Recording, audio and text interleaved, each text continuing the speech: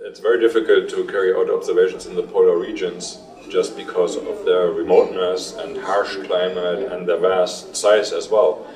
And so the best observations we have today are actually by satellites, because only satellites can measure the whole Arctic on a daily or monthly basis and can see every site.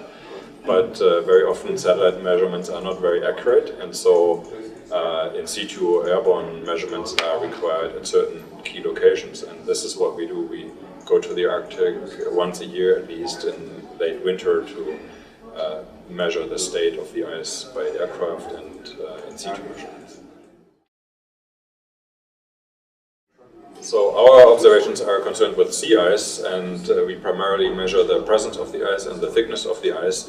And what we see, of course, is that the ice is getting thinner, but it's actually not getting thinner equally in every region. So in the very high Arctic, the thinning is much less than further to the south. And what we can derive from this, of course, is how the climate changes and how this affects all the other elements of the climate system, the permafrost, the glaciers, and the natural environment.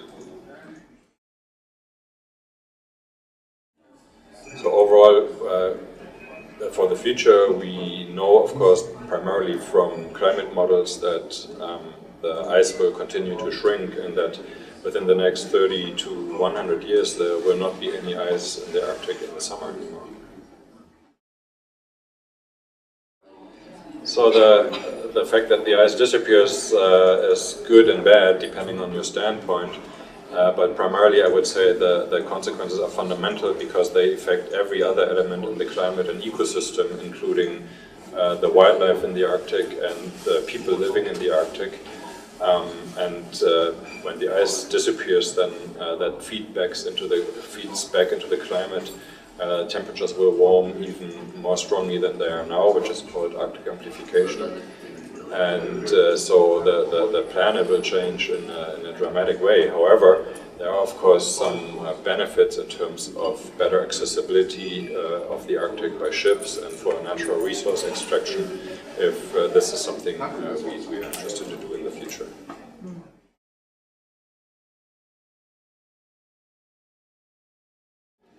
Yes, we closely actually work with local communities in Nunavut in particular, and primarily we are joining them on hunting trips over the ice to also measure the thickness of the ice.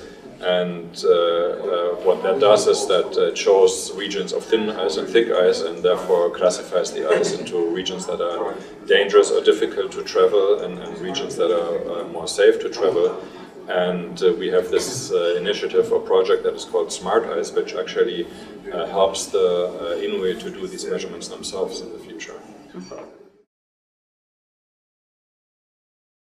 I think northern residents see the present changes, which are primarily that the weather has become less predictable for them, and that the duration of the ice season is shrinking, so the times they can use the ice for travel becomes shorter.